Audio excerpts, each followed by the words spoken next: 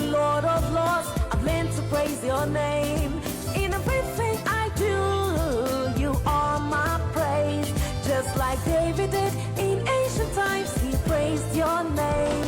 God of glory, God of mercy, we lift up our voices, sing our melodies to you with our voices, sing our melodies to you with our praise. Lift your hands up, lift your hands up, let us praise it. Let us praise it. Lift your voices, lift your voice, and let us praise it. Let us praise it. Lift your hands up, lift your hands up, let us praise it. Let us praise. Lift your voices and let us praise it. Paul and Silas lift their voices when they were in trouble. You sent your angels to their aid and you saved them. Shadrach, Meshach, Abednego, you saved them.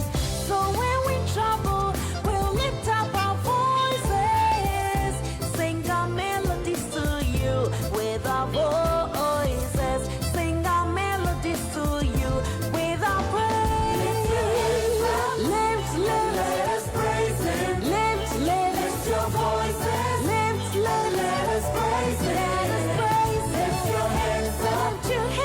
Let us praise Him. Let us praise Him. Lift your voices. Lift your voices. Let us praise Him. Let us praise. It is evident that our God is good all over the nation, and it reigns forever.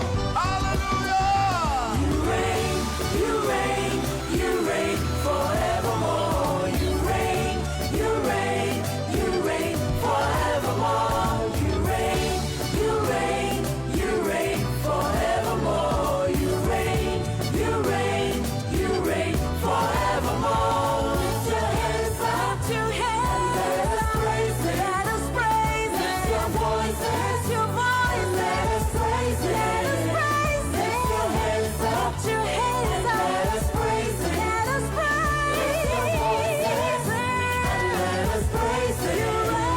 You reign, you reign, you reign forevermore. You reign, you reign, you reign forevermore. You reign, you reign, you reign forevermore. You reign, you reign, you reign forevermore.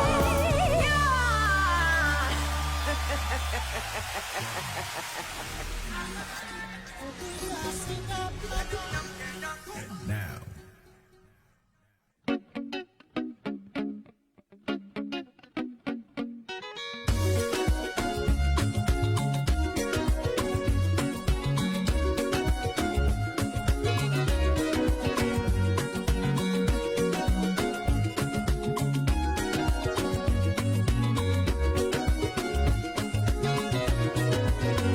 Jesus, you don't know what love.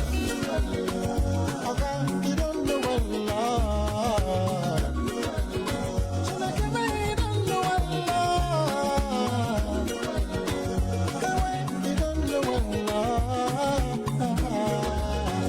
You water my breath, you sugar my cocoa, you give me fine body. My business don't know what love. You water my breath, you sugar my cocoa, you give me fine body. My business. Should I come in? I said, should I come in? Hey, bum, bum, oh, yeah. Hey, bum, bum, oh, yeah. Check it. I prepare a check. I prepare a remote. I put a something in what I go. Now my family don't do well. Everyone, come on, you're to be proud for me, I'm in the world. Oh, but you, oh, but you, oh. Yeah, come on, you don't do well. Hey, you do well. This way you don't do well. You don't do well.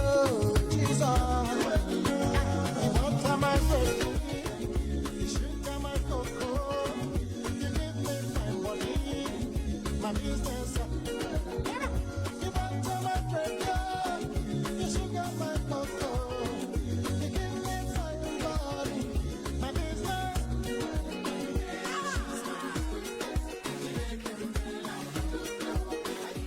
Hallelujah. Amen. Yada onyankopon ase ene edai bio so de ene edai achem ne omienu na me ne omienu yate enkom ene edai amen pa. Amen. Say wasanso ama afofofra ba betue me wish obi biara happy new year ene edai atiefo ne ahwefo nyina obi biara happy new year amen pa. Me din ede evangelist Maxwell Nyenzo me da asafo ne din de repentance and holiness ministry ano ene yasanso abehiem awo dwumadie yi so Vopam TV, Voice Pan Africa Media, so the APO, Mr. Nedday, MX program, Yenina Yantana say, Yamitie, Yamia Sampa, as some of them knew me near the Abaya Hoso, as some of them knew me no, and that day, Yabaya Concron, oh, Yami anymore, as some and that day, Mamma knew me no, Yanso, Yabek yet. Rebecca and Indian home, the Emerald way, I am Mara, some new me, yet to me a day, a tree, a bay, a barb, a bank, a video way, a new home film and that day.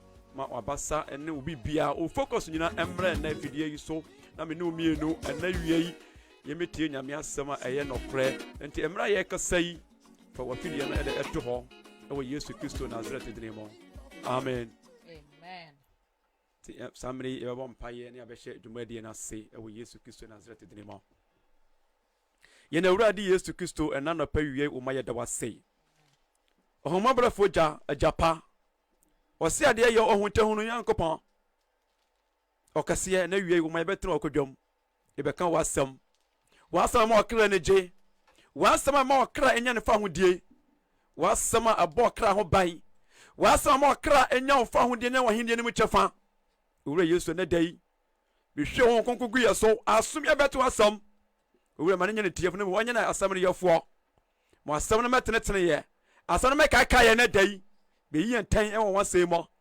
betre e won say mo so de akwa ye pa ye fo wase dan wani mnya wase enka mo ye beka sa se dan ye wade enka wodine we ne yesaw e wa dum nti amen amen ena ede mpesa me no mienu ye beti bibi kakra bi asama ena de mpesa me no mienu ye be che ne se mato ne din hwe wa ho siesie ye amen pa amen o Kristo ni ananipa atiati asifo asase so wa ho siesie hwe ni yie na wa ho siesie edo be ko gina babie nu kase ugina wa ho siesie edo be ko osayie mo wa ho siesie e be ma onyankopon abufuhie de aba so hallelujah amen ebi se enipa ya ba asase su yi yam suro nyankopon enfo nyankopon epe ema no na emom de yen yepe ene ye de yen ya dwenkyere ye na eye na emom enye de nyankopon e de epe ene nyankopon de ese ene de ye amen pa ma ene wi mpesem woni ba ho so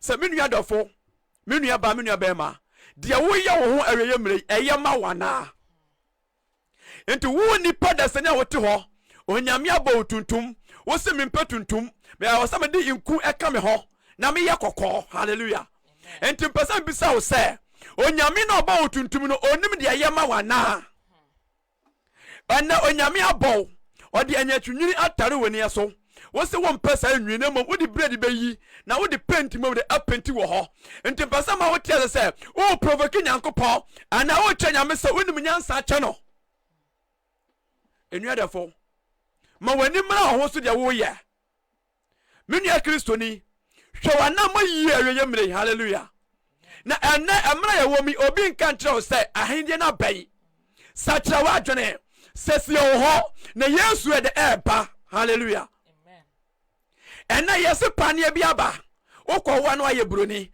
enti onyame onim se wo se wo ye broni ena ma ye tuntum ana onyame onim se wo se ma wutri nwi aye tenten ebeka osisi ena ma wutri nwi short ana onyame onim se wani ati nwi na etuatua ho no ene na befota wanim enti no de ma wana enti ana wo se nipa ekopa enwi foforo de twene ne ase de enwi so praise the Lord hallelujah onua defo ema boni fo ndada o ema Satan de emfa nkogire ba bi de enye ema nipa bi enka se oh yes say obey say enya wa adwene say me ye kokom ho ayefem abeye fem ba enne pesa mo tia say ade bia nipa boje so no eyo say ade eyo bonifo de ade hallelujah Amen.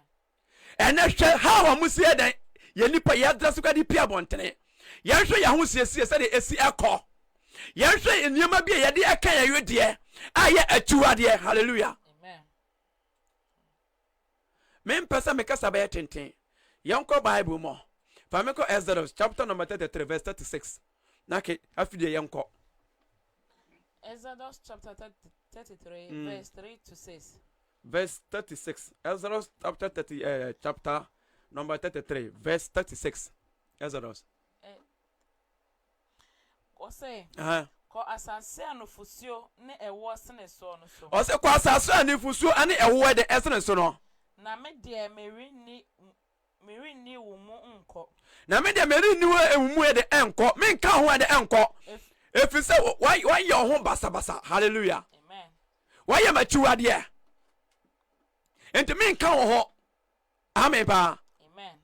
Enti na ye person bisa say, wo pese ade bia wo ye wa asase so onyame ka ho ana. Wo pese wana moto wutu aye Kristo na motu ana. Wo pese wonya ahenya mu kyafa ana. Na nka anase wo pese wankasa wo de wo pe etra asase yi so. Onuadafo yama yedi bibia ye bia nyame nka ho so nyame anka ho a wontumi nkọ so nyame anka ho a wontumi sori so nyame anka ho a wontumi paja ba adentina wo ye nyankopɔ chiwade enso pese nyame ka ho wo pese nyame ba ho ban ba wo ye nyame chiwade hallelujah Amen. ba me chiwade bra bibi so akoda bia nya sutie ema ne papa ne mama ede be na esi yare jate no ya pono and the sound of for no bambo de enka ho bio and na pesa ma oti asese hona mu mpo wa baba koso a unless o papa no mame ho me de etawachi amen pa and so one like sanye mana abraham so like abraham no and so person wonya nyankopon ni nyam dia and ye nyankopon apede yesu tiema nyame enya nyame atuwade e ma nyame nja wa abraham hye wo sa efisa se nyame nja wa abraham hye wo sa me nua obebere hallelujah and now be oba o se nyame meto ensoso enti me ko na doctor di silicon ale akoko hyehyem hallelujah me person bi say o say silicon ni de nyame dia ba o na atwane dia he na de eye value dia he na de eye papa hallelujah Amen.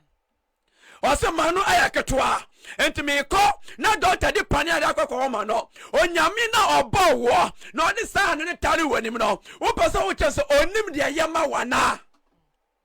Praise the Lord. Hallelujah. Onyame onim sa wosina wo wanim no. Ehho ano na de odi atare wanim. Enti omo ano kase a empase wanim. Ba ene enipa se. De nyame de aya ne no. Empase nanim. Enti oso kafa honamu de. Ede beka ne ho na apase no. Hallelujah. Amen. Yam conclude as to honamu no. Efri say wo ye oman na wo kon asene. Ebi say wo ye oman na de okon na de asene. Na mama ne wo okwan no mu. Na fi mama ne de wo kwan ni mo. Enti ana oba hu bema nyame abo se bema. O say mempe bema. Afi pese me yom ho oba. Hallelujah. Amen. Now why shall say the week e hye wutiri so. Why shall say e hye high heel. Why shall say e hye skirt. Why shall say the lift together e kan wa no. And the eyelash say the etutu wani achi. Bema enti wo o che nyame say. Onim say o so ye bema enti wo ye bema na. Hallelujah. Amen. Onim say wo owie de na obi bia de o say wo ye bema. Eni ntina de wo ba bema. Na mom e wo say de obeye bema so de e wa asase so. Enti wo bema wo krem ho say wo pese wo ye oba. Rather than bema nyankopon de Edward Juna no. Me pese ma wo tia say wo hye nyame abufuo. Ana say wo pese wo kire ho say onim nyansa kye nyame ana. Praise the Lord. Onia da for mama yanya di da ho we yemle. Ema ya ma ye ho kwan ema bonsam ene obonefo de enda daye. Ema nipa bi anso so enka se ei na afi de wo tsa se ye ho be ma na ade na efata wo ade na ene ko ba me pesa ma wo tia se sankofo no e ya bo mo pa se ye me fa wo de e me ka mo ho. Amen pa. Amen. And so we are bema. Now so me we dey kwa me kasa na me nante ase oba nti e wo se me ye oba ne ma dia. Mpesa ma wo tia se wo ye onyankopon chiwade.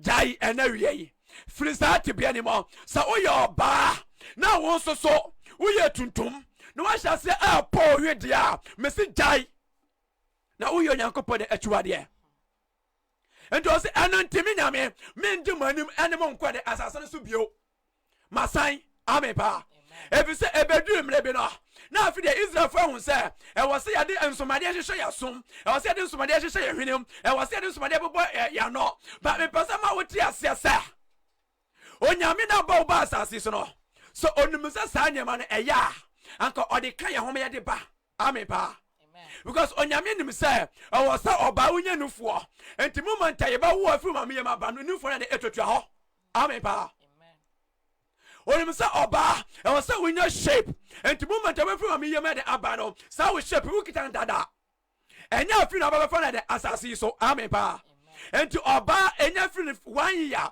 ebe 6 years na sa e fa say ahyaso de epenifuo no na ano no ahyaso de epie amen pa we ya ahyaso de atre say we oba. Hallelujah. We are Bama so swa. If you senses eko 10 years no. No ma wa sha se ma okoko so de emu de etre. Amen ba. Amen. And you want to me de emfri Bama ye biamu enko ba tena bia ma ne ye. Wonfri to me free oba tibia ema Bama tibia de ema ne ye. Hallelujah. Amen. And nipa adani na nhwe. Ya de nsumade a se ye hwene. Ya de nsumade a se ye tetrama.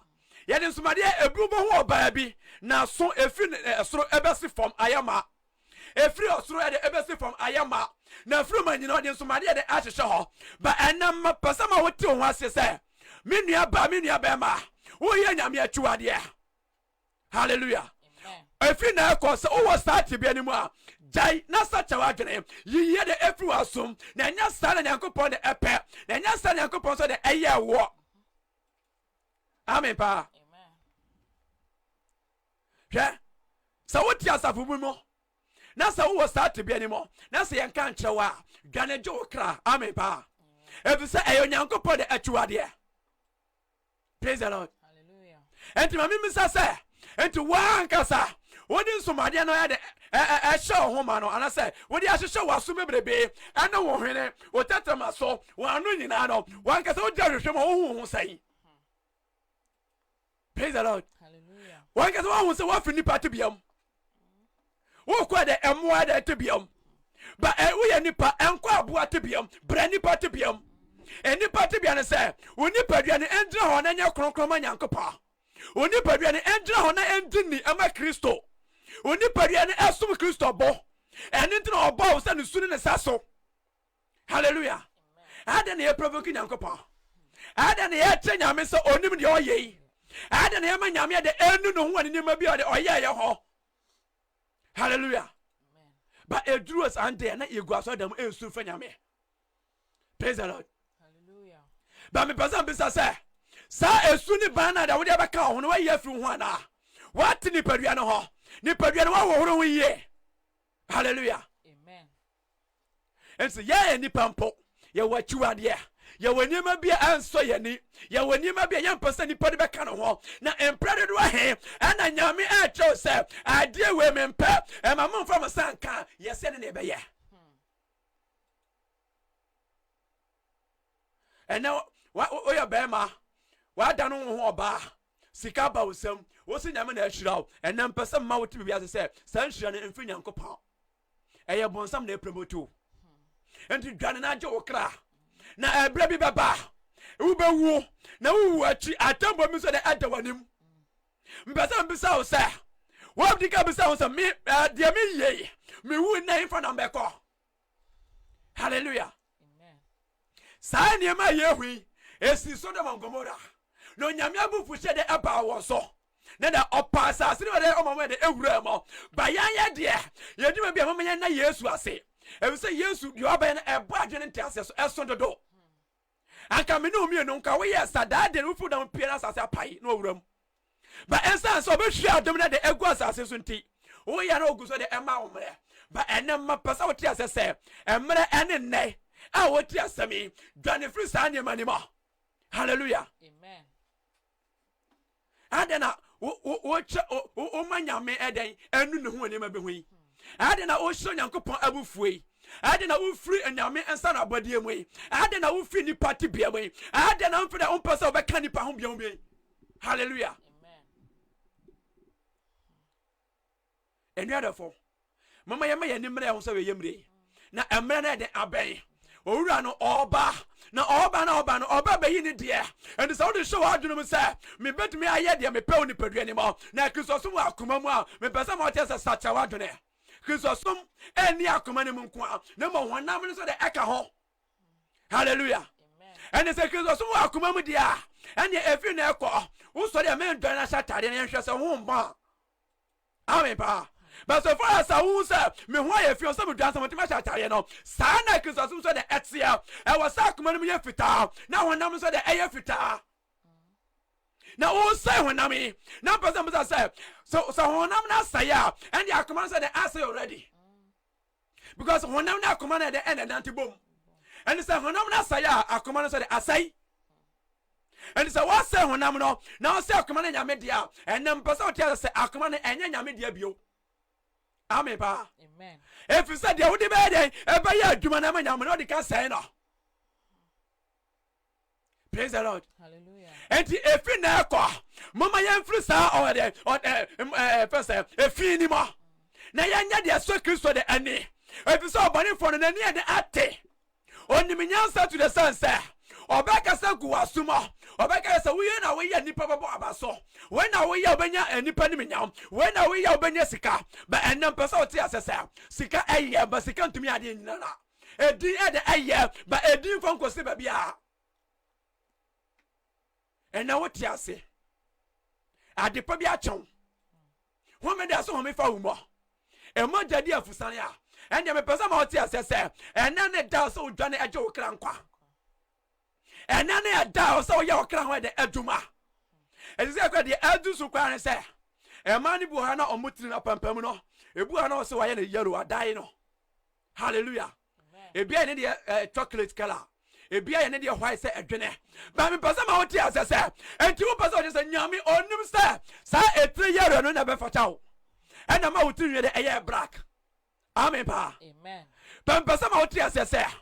It repatriate me won't mean down in the man in a year. Because the brand new crowd so your white crown on the 2 year black. The 2 year crown and to many white in the bee. Say a 2 year black, yeah. That means as I a 2 year, oh, you will share the end of year. And I then, what the colors are you to me? Hallelujah. Amen. On the other 4. Mama and John and Tia cry. Me patch Yanko 1 Corinthians, chapter number 3, verse 17.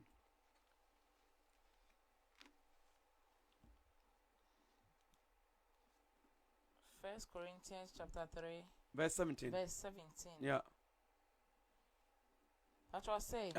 Say obi say Nyankopon asori dan a. Na say obi say Nyankopon asori dan a. Say na Onyankopon be say no. Na say so Nyankopon so de e be say o. Efri say Nyankopon asori dan ho te. Efi so Onyankopon asori dan de e ho te. Na ene mo ara.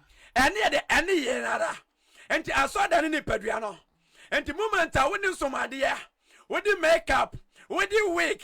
What the trust share, what the silicon, as you show uniform, what the silicon, as you show to know, why say Uncle Pastor Dino.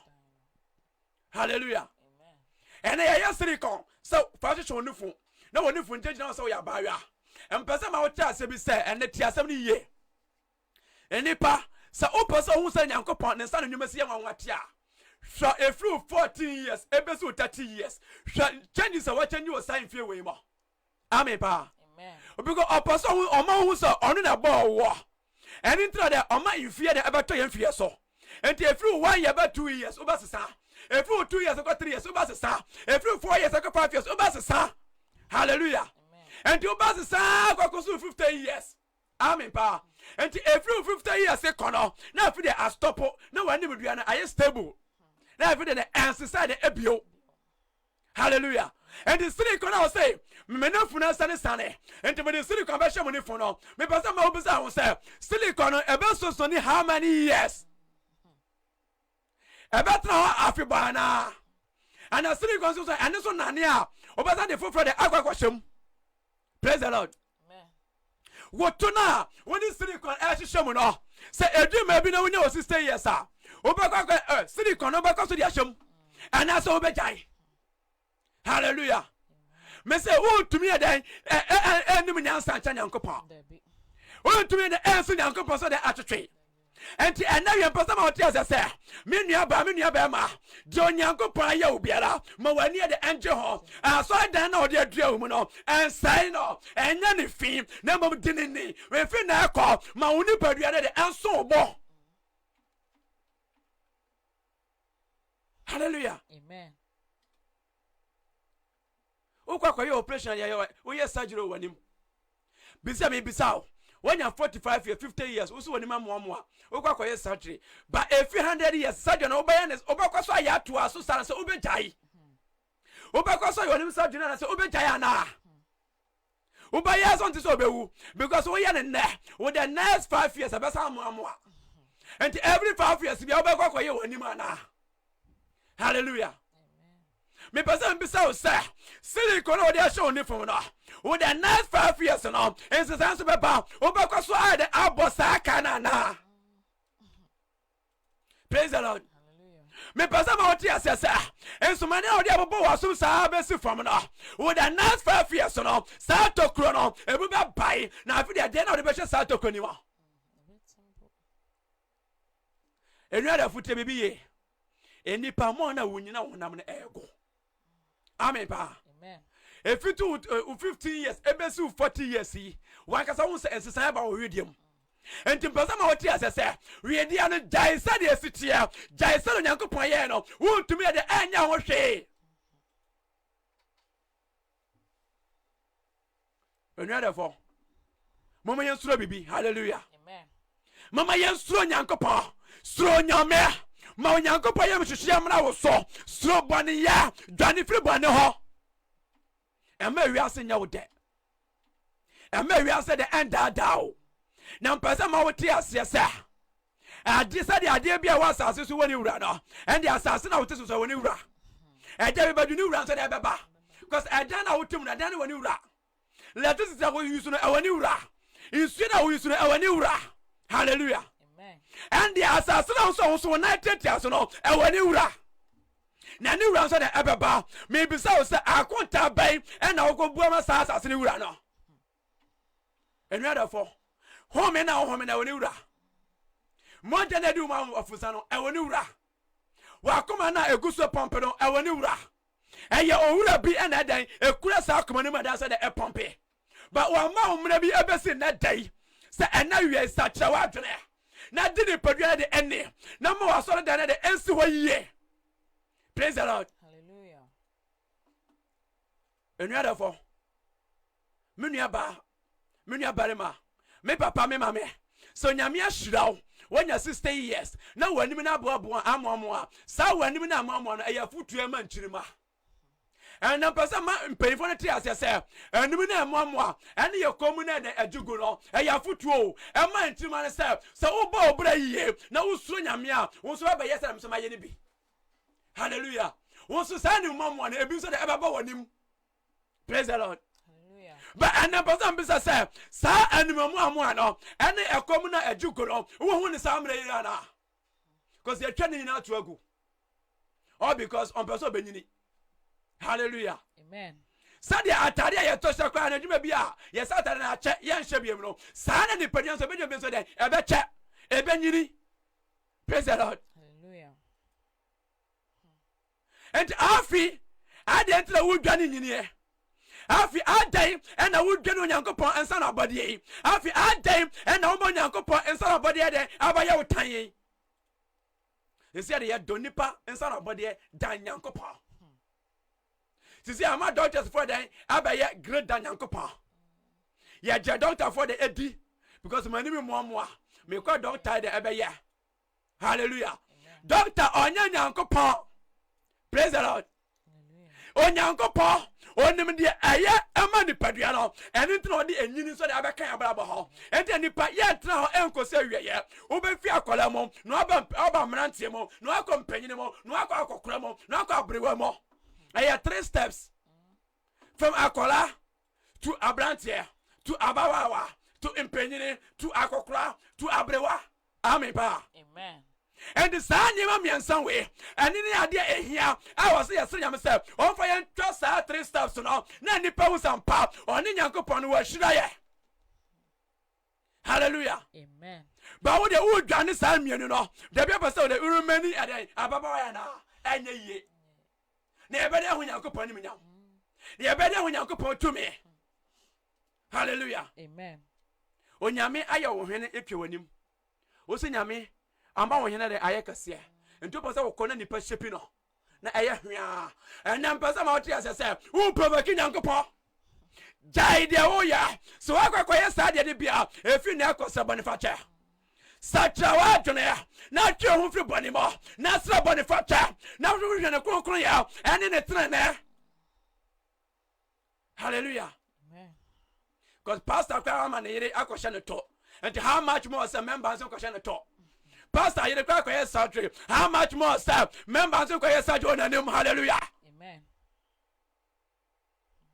emra so say ye nante no kronim emra so say ye di nyame asem so emra so say ye di nipadua esi ho yie emra so say de nipadua ye di ni nipadua na ene asore dan no enti o say Moses kaja say Israel for ene asafo man nya say monya kronkron ebisa me nyankopam ye kronkron o ka say kronkron ene asore dan ni ma na kronkron ene wo ene me hallelujah Amen. enti o ntumi ndwane kronkron enka say makoma Kristo so wa akomam amen ba Kristo so da ene akomam Kristo so e woni padua ne akoma ni mi ani nyina work together and we back from a back and work bio and to combine in me and you know that and work together. Repent, be holy, and righteousness, sanctification. Hallelujah. Amen. And then, yeah, monya sane abandon to me. Hallelujah. Amen. There got the yehuni in from my elbow, and ya menu me and your before. If you say Yama Ura no buafu to the stand, sir. On your can't come back now, but you need Dianaka, and you are a Friday at the so. But maybe, sir, preparation men are prepared to all. Say, and now, Sunny, I will bet me a call. And would it surgery away anymore? It will start silicon way anymore. Will start PS way anymore. And then there's such a water. Now, as I said, I hate you there, I bang. I hate you there, I bang. Hallelujah. Amen. Mama yan sacha ya dwene. Mama yan siesie yan di ni padua na de eni. Di ni padua ni. Emma enya say me de PS am hobby. PS ento me your hobby. The only thing about your hobby de enya me asam and enya hobby. Donya ngopo and de enya hobby. Hallelujah. Amen. Me try to maybe so. Also, onyame omo so onyankopon. Owo pane na we yekoko so afide mfifire ba ho na ho ayenyan.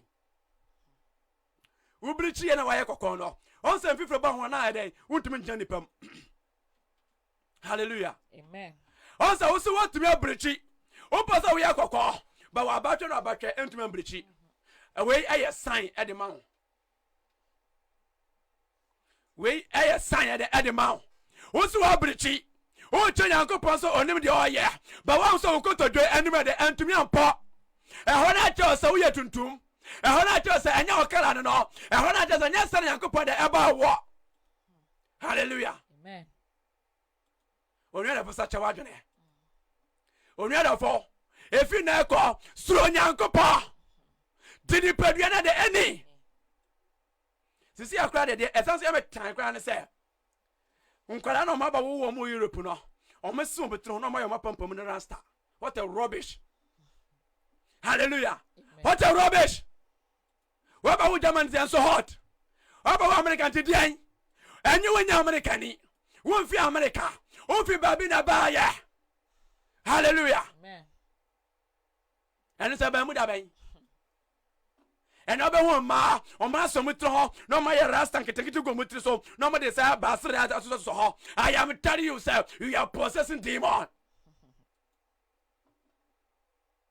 Oh, sir, woman I asked what they or nonsense behavior and crying the behavior of fear because of the way you are. Enter and crying the ASR because they are possessed. Yamfanya me akwanya de enche nkwala no yamfanya mesuro entete nkwala no yamam nyamente ya enya nkwala entete ya nsa bloche kwala na wo ba sesi as aka sama me pesa be bomb ason na wadi ani je na ko bona ason wo twa photo na de to Instagram we are stupid you do Sunday na wa shisha tare na wo just so dem ton so akasia ba wonya dia so nyankopon ne wo yi nyankopon him wo ti wo hye nyankopon bufuo wo dana na wo ka ton so akasia nyankopon free onyame wo free mo o se me ni me nkobio e sa se dia mo aye mo hwi men so ma dia mo aye mo hwi penta mo dia penti mo ni me makeup ma aye mo ni me we ga ma hye nansa ma hye me nyame me ni mo ni ye bibia aye bio hallelujah amen me metra han krokro say what power free why you say I don't have that time but so what dia asam ne di e dia asam ne so e ya asam ne fo a stand man be automatically emre wo me anya krokro emre wo me aya ni odem aya fight e so fight amen ba amen we hwe nyan get some obey na what the asbadi akọ na fruma no wa shatare shot no twa photo na to Instagram just say mon hwe ma ye ma fruma ahyenso wo de ahyenso de am wa fruma wa de so wo boy life o onya enya life o cause me nim say na ntwe say ne ma de den so ma de hyehyɛ mo sa amen pa cause na ntwe de sa rank na hye ne hwene ne sa wo ni pa so sa rank ne bia ada wo ye na ntwe amen pa eyo join ene first no omo de aye ade bebo omo aso eyo omo ahyanso de say be ya omo pie be mu say dwan we eye dia this won so de say ne be ya aso de o yo join wa funi party biam hallelujah amen onyame abawoni fo efitu friend say we teenager ebedu a friend say you mature no any for no automatically so how we yo I was say sane but we say me prince and for be sane into me hanging e we silicon mbasa ma oti as say silicon no how long na person dey so stony wo how long na person dey so stony we are dying ebediagu we are dying ebe yiri we are dying ebe dada and the sasri kono de go no o ha eya djuma hunu eya bre hunu na wo ye hallelujah amen wase metu ye flat de do enti mema no mpe if say mema na aba ne peto eya bonifo bi e na ye sa ne ma no me pesa ma woti asese eto no eto o babia account with character usuni ubanya kita no ene be mo nya be ma de adu achi ene ma we be nya be ma aka hu se ukuru but one can say on fight for marriage but on fight for implantation hallelujah amen because what the man de ayo target what the man de pay rent what the man ayo bibia praise the Lord me pa je for me call your friend say Kings. Second Kings chapter number 9 verse 30.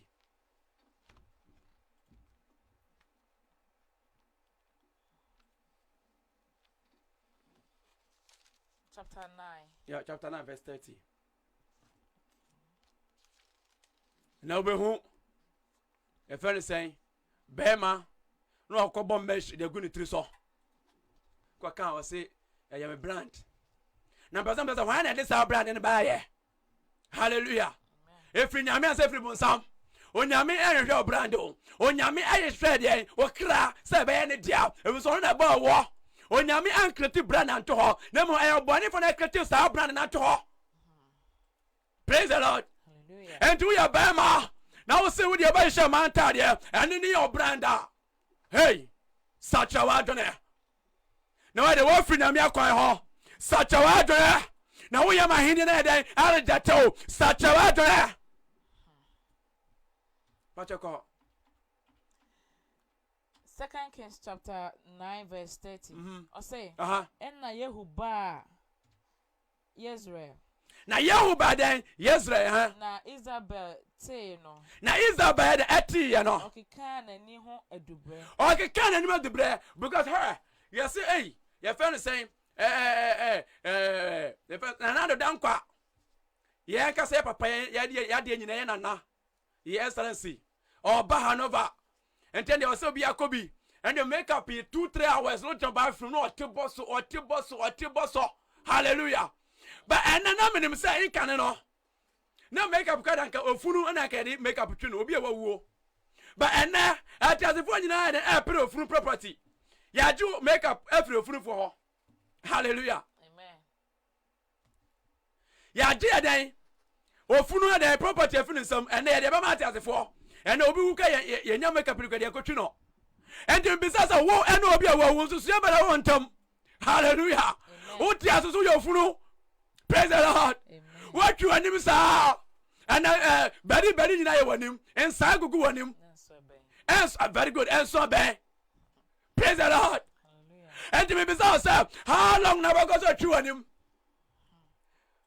amen make up na wo wani abira wo twibo wanim no how long na be so yeah how long na be so the assistant de wo yudiam na dentina say your papa ka wo down fanda but wo dade no honya ansa so sam pepa yere efrimanim e best time antumam mani santumanim ameba ade de wo koda fure wo yege no wo nchanda no watu say your papa anka o ma enka wutri so but wo kwade wade wo manifest love will be a do as said e yifru so but now me feel the way gonna be call now me feel the makeup in the back but one person they won't for way and that's all one person they won't for makeup at the end that's all hey many other for mommy and such a doing every day you prepare for the kingdom now yeah then yeah if you're like a young salanda man yanko pa yeah you right in the canal the aka you know the back of your home brand now original she shows the brand I want to sell brand papa there war I want to assume there war I want to found there war I want to deeper there war what is brand that we create here highest 3-4 years na ajegu na why your system name until they be so pay before they be create we a brand but Indian so there when you much fa sell brand na wo there bia wo stress from there bia wo dance from ni pam there bia we there and you say be my shada but I am brand no na omo dwe bi ne brofu bi obekeka wo brand enti wo brand wo ho and they will come you reject it wo ba reject say wo de wo kwhye brand bi ase and they will ba wo ba su ba san so no ensu e de emba bio mpache yenko na ohyehyɛ ne ti na ohyehyɛ ne ti enti wo igina wa ye ne hu wo de nam when you no mo kasa ba ko because you know I am a woman so I need to do myself so that I'll be attractive. Who attractive why? Who na me man no? Because one kasa mo nsu anyansa. Hwe be man na wo se wo person ya attractive man no. Edu aware so a no ekopa obi oye innocent. Immaturity. Maturity woman. And to who you so they with the brand that you know immaturity. And to the one so gonna compare they will be the matured. Now the all one no. Oh that's simple. Pay makeup and pay wig. What you so into the consona the edu brand the echi. These are the signs outside the muhunu. Now we am remove Jennifer Sunday man ha. But I pity for some of the pastors because their wife are the same. Ma wa yin free start to be anymore. Ma sing na to so dem ho. No pretty true ma. Sa hindi na da ban. Such a wadune. Because a pastor who told you too much is bad, but small you can do small, you know, to make yourself nice. Because you're a woman, you look beautiful today. You know, I like your skirt. I like your skirt. I like your trousers. How much do you buy it? I want to buy some for my wife. Shame, pastor. Shame. Shame. ɔsi na ɔbaa deɛ ɛnhyɛ adeɛ a wɔnnan mmienu ɔbaa ɛnhyɛ adeɛ deɛ wɔnnan mmienu bɛrima ɛyɛ ɛnhyɛ adeɛ a ɛyɛ nkatasoɔ mo mɛrima na mo brand ɛne skirt hyɛ mo nyɛ very careful bɛrima ɛwɔ Bible mo ɛni kwasɛ ɔhyɛ skirt. What is brand? But who created brand? Pachoko. Na Yehu drew a pono no anono. Na Yehu drew a pono anono. Obisa say. Eya asumdwe ana. Ah, another. Asumdwe wa hade. Dear me who near asumdwe. Because that makeup in the way, create based on the challenge. Hallelujah. Challenge. Because me, I'm a wife. Now, my Mr. Williams, whom you was him. Hallelujah. Mr. Williams, be you soon. You do so while you're not going to be immature or matured. Amen, pa. Because on purpose, Sakakabia, they would fear. On purpose, Basayo. Enti. So say, we can no end of my day. Why you send the power and you would get from we can daddy. We can no fat daddy. Now you won't say, I am yet a body. I was already your home. But so would you find daddy? Now I do have no do because I will not try to work with daddy. Ah, Miniaba. Oh, how? What can you show more you there? Eh? What the offense a plastic I shall more you so. We are there for bag going to some. A dear Banasa, how we emergency bed, dear so. No more rather say, Yaman uncle point and dear so. And then Pastor May and I to say, when you me, watching home to end the echo, I want an echo. Also, to me, because when you make I won't we no be agreement kakra bia se nipa na nko no wonya tonkwa so on bow dua no warranty matches for some bow but then can you make ho a you be go with peace, joy, happiness.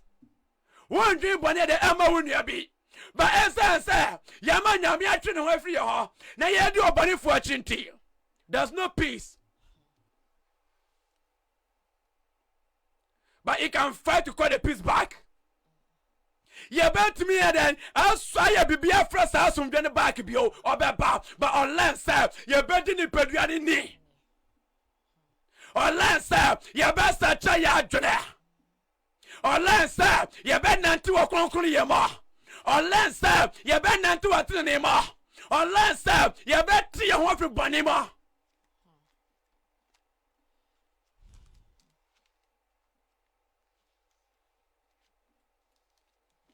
But my example, Michael Jackson, Okoye no hubro ni hwede se ne end na end ne say. Na ko wosika pa ho. Ba oye ya de anya ye. E wo se de owu. Amen pa. Enti onu adafo. E ma ni nkofo bi end da wo. E ma fame end da wo. E ma brand e de end da wo. Name of dwane de ajo kra. Dane jokra ene ne ade ahia ene de wotiase atembo bia enda wanima ba eda bi baba wo home ne beji agu watembo ahyase mi bisa wa na wi isa wan ka sani pa de sani wudina bia wo hene. Hallelujah. Amen. Wudina bia awo hene. Wudina wi ase ana wudina nyame mo. Ubohu 60 years old woman. Now we're dying in training. Ah, what a shame. What a shame. 65 years old woman. No one could die with training. For one case I will natural hair no. Dear dance here train man no. So nyamia bless me. Onyamia shira me. And to be training no or my the future the film of sa adwene no so wo ba obra ya dance die no kunum die.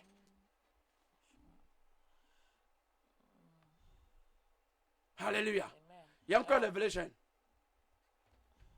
Revelation 21 to 27. Revelation chapter 21 verse 27. Very good. Yanko ho. Matthew chapter 5. Matthew chapter 5. Verse 36. Uh-huh. Or say, Uh-huh. Nanso nkawo utri intam. Na mom enka utri de entam. Efri se ori ntumi enye nwi ba kofufuo ana. Won tumi nya enwi ba ko mpofufuo. Ana tuntum. Ana sa tuntum. Hallelujah. Amen. Enti me nana wuti no adan na wie ko hohoro wate. Hohoro nyame wa hye wani nyam.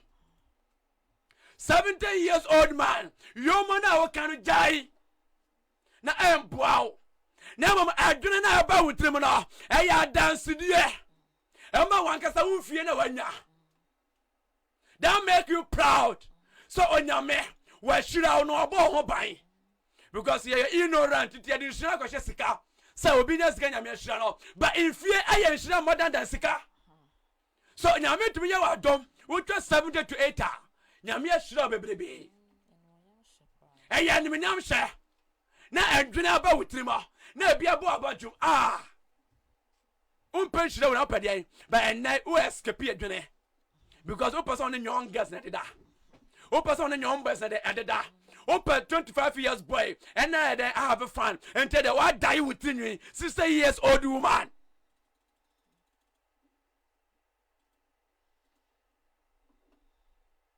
What out in me? I die now. At the city can quite show uniform. I quite said when you never that in the tenant. But I'm telling you, sir, with the next 2-3 years when you never jagu. And the size canoe, what could you what to go? What's answer that coin? I'm here to add here. What's answer for me? Coin ho.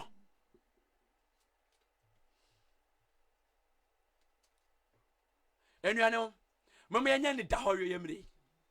Mamma Yan Stron Yanko Pa, Yan for a buoni dear Emma Yamia Sam. Me followers, pastors, this is the time to speak the truth. Stop love money. Stop love money. Money will lead you to hell.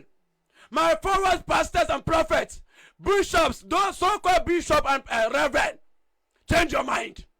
Repent. Repent. Repent. And be holy. And righteousness. Sanctification. Prophet and pastors, this is the time to save souls.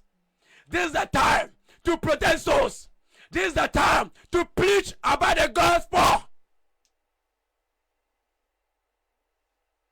Mama sika dimanim dodo. Sika dimanim dodo. These are the things, pastors. I will say, dear, that you devote your see her. And then I can say, Nyamima, or Yamin Nai, Nina, no, and Yanim no me no.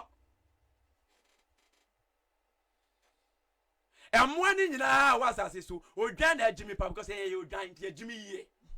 And here, there be a said, Ibenya Casachre. And yet, Namon jive have fake prophet na mama honor. Naman can no crono. Man can no crono the entrance of the manor.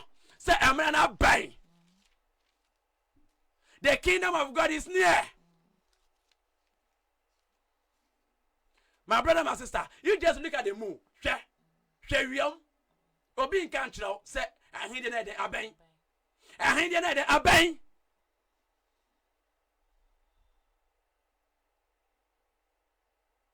Minim say, Ubedi Dimata, Bambeko Sakano Conatro. Hallelujah. Family Revelation. Revelation chapter 21, yes, verse 27. Or say, na ade hunu biara ni de oye achiwade na odi atro rinhyene mu kra. Na ade hunu biara den odi achiwade. O de orinhyene de ewo mu kra. Ente when person ma oti asesa. We gina o sha. Make up na o sha. Me say, what the achiwade? Hallelujah. No fear him anymore. Ya Johnny ya no more puya. Ya can't be sent home bio. Christopher ya kon wa frim. If you say, John Yanko pa ya no so mpe. Nti wa da no ho fi ne na de na body mu a me ne wa fi ahende anim eba ana wi akwanya so wo ho ma say obetima asa che wa adwene asu afra onya nkopo asa no body fa che obo hu mo bo sasi ho no so bio mane wawuro mo aso na ade hu no biara ade hu ni biara ne de oye achiwade ane de oye achiwade na odi atroren shan na odi atro ren sharing mu kra orange na de ewo mu kra kitikiti say je wona watro won din ahye adwama no ade se wona watro wodin ahye den odwama na de no nkwa ehoma na de mo the book of life.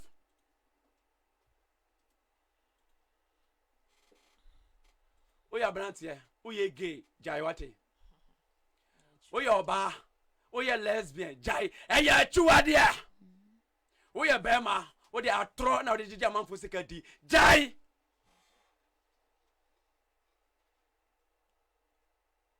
wa ko yesiri kon e wo oto maisha bido jai hallelujah amen jai somebody facha no wa ya nyankopon ni so chuade ka se na wudin apepa afi nkwa je buku ni mo